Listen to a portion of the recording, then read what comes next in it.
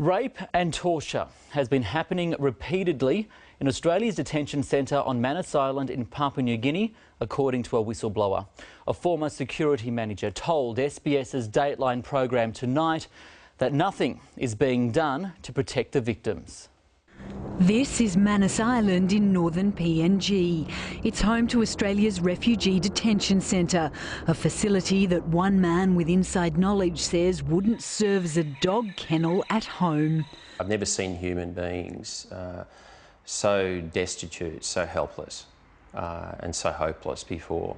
Until recently, Rod St George was the compliance manager with G4S, the company the Australian government contracted to provide security on Manus Island. He's now returned to Melbourne, a man troubled by what he's seen. Among the alleged litany of horrors, the repeated sexual abuse of 5 asylum seekers at the hands of other detainees, in their tents and in the toilets. There was nothing that could be done for these young men who were considered vulnerable, which in many cases is just a euphemism for men who are being raped.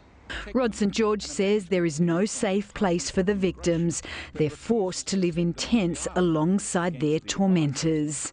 And he lays much of the blame at the feet of the Immigration Department bureaucrats who run the camp. I need to hear the very specific allegations. I need to make sure they're properly investigated, and if the implementation of different policies needs to be reviewed as a matter of that, then that needs to occur. Dateline reporter Mark Davis travelled to Manus Island in May.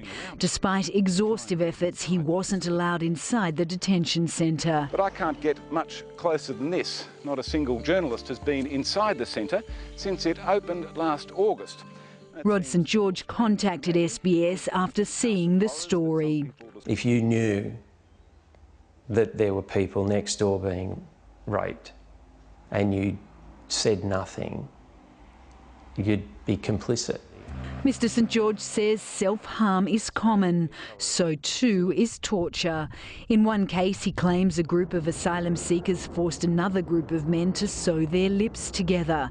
He says there are many weapons in the facility and describes it as a tinderbox ready to explode. Mr St George says he took the job because he wanted to make the place safer. He concluded it was an impossible task. Lisa Upton, World News Australia.